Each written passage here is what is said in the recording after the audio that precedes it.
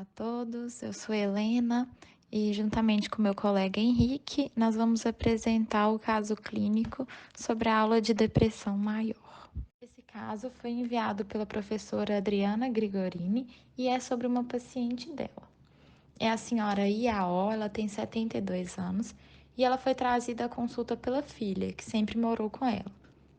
A paciente tem mais 2 filhos que moram próximo a ela, é aposentada há 20 anos e trabalhava como professora do ensino médio. Segundo a filha, após o falecimento de seu marido por um câncer gástrico há cerca de 8 meses, a mãe tem participado menos das reuniões familiares e às vezes até tem se negado a ir. Ela fica muito irritada, sem paciência, e a filha observou também que a mãe está mais lenta e distraída, inclusive se esquecendo de dar alguns recados. Em 2 situações, a filha conta que a encontrou chorando no banheiro de sua casa e, quando questionada, a mãe relatava que sentia muita falta de seu marido. A paciente conta que não faz mais sua caminhada pela manhã há 6 meses, pois acorda cansada e não tem ânimo para sair de casa. Usa dipirona com frequência para as dores que se espalham por todo o corpo e que interferem no seu sono. Relata que nesse período perdeu 4 quilos devido à falta de apetite e a uma dor no estômago da qual nunca tinha se queixado e que estava preocupada pois o câncer de seu marido começou com o mesmo sintoma. Ela relatou ideações de morte isolada, mas sem planejamento. Apesar do embotamento afetivo, a paciente respondeu às perguntas e aos comandos solicitados. É uma paciente hipertensa há 9 anos, em uso de candesartana, 16 mg por dia, e faz uso de carbonato de cálcio, 500 mg ao dia, para os ossos, segundo seu relato. Além disso, ela faz uso de dipirona quase todos os dias para a dor. Ela relata também que seu avô tinha doença de Alzheimer, mas ele já é falecido há muito tempo.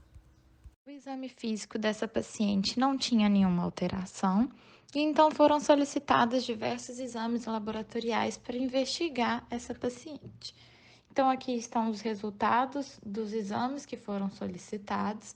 A gente vê que ela tem uma dislipidemia, com LDL de 144,8, e foram solicitados, inclusive, um eletro, que veio sem alterações, ultrassom abdominal, que veio sem alterações, e uma endoscopia digestiva alta, que mostrava uma gastrite enantematosa leve de antro. Para auxiliar na avaliação dessa paciente, foram realizados alguns testes durante a consulta. É importante destacar que a escolaridade dessa paciente é de 12 anos. O primeiro teste realizado foi um teste que avalia as atividades instrumentais de vida diária, como o uso no telefone, locomover usando o meio de transporte, fazer compras, fazer trabalhos domésticos, preparar refeições, uso de medicamentos e manejo das finanças. Nesse teste, há 3 opções de resposta: independente, necessidade de ajuda parcial ou incapacidade para a realização da tarefa. A pontuação varia de 3 a 1 para cada item, sendo que a independência recebe a maior pontuação. O score máximo, então, é de 21 pontos, quando o indivíduo é considerado totalmente independente. Para esse teste, não há ponto de corte estabelecido, então é uma avaliação qualitativa da capacidade funcional do idoso. O mini exame do estado mental é um teste de rastreio cognitivo e é o teste mais utilizado no mundo. Ele investiga os domínios cognitivos de orientação, temporal e espacial, memória, atenção e cálculo, praxia e linguagem. Ele sofre influência da escolaridade, por isso os pontos de corte são diferentes. Para o paciente que tem pelo menos 1 ano de escolaridade, como é o caso da nossa paciente, o ponto de corte é de 23 e 24. Portanto, uma pontuação abaixo desse valor deve-se suspeitar de um déficit cognitivo.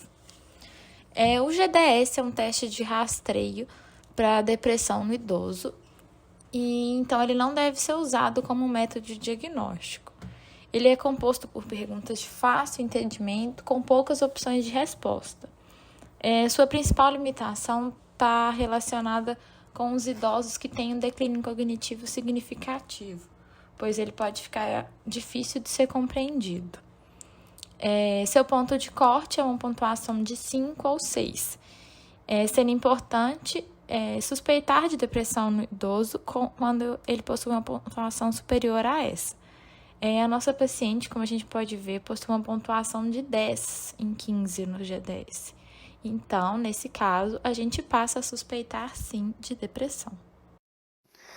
Então, iniciando a discussão, a paciente em questão tinha mais de 5 pontos na escala de depressão geriátrica. Isso gera uma suspeita de depressão no clínico. Deve, então, proceder para os critérios do diagnóstico do transtorno depressivo maior do DSM-5. Segundo o DSM-5, precisa de 5 dos sintomas, e ele lista os sintomas. No caso, a paciente em questão tinha humor deprimido na maior parte do dia, redução do interesse em atividades diárias, perda de peso, distúrbio do sono e fadiga. Já tenho 5, já fecha o critério para transtorno depressivo maior. É importante ressaltar uma questão sobre o diagnóstico diferencial. Até o DSM-4, o luto era um critério de exclusão para transtorno depressivo maior. No caso, a paciente estava 8 meses depois do falecimento do seu esposo, então ela ainda está no período do luto, que tipicamente vai de 3 meses até 1 ano. No DSM-4, o luto era um critério de exclusão. No DSM-5, não. O luto já pode ocorrer concomitante à depressão. Uma vez feito o diagnóstico de depressão, é necessário proceder ao tratamento da depressão. O tratamento se divide entre farmacológico e não farmacológico. No não farmacológico, você tem primeiro um suporte inicial do geriatra até o início do efeito, até o início do tratamento medicamentoso, o início do efeito do tratamento medicamentoso, e a psicoterapia. Psicoterapia deve dar preferência para terapia cognitivo-comportamental ou para terapia interpessoal. São 2 modalidades de psicoterapia que têm um bom resultado no tratamento da depressão.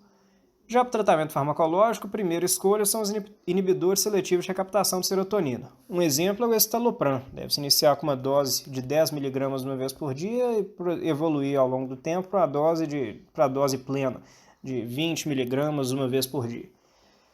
Se o paciente for refratário ao tratamento ou tiver um efeito adverso, é possível ou trocar de droga ou adicionar uma nova classe, sempre levando em consideração qual o efeito adverso, como a clínica do paciente, sempre individualizando o tratamento. E se, mesmo com tratamento otimizado, com psicoterapia, o paciente continuar refratário a esse tratamento, deve-se cogitar a eletroconvulsoterapia. No caso, a paciente, após 30 dias, voltou para reavaliação, estava relatando pouca melhora com o tratamento, informou na primeira semana teve náuseas e cefaleia de intensidade leve, mas que foram autolimitados, sem necessidade de usar qualquer medicamento.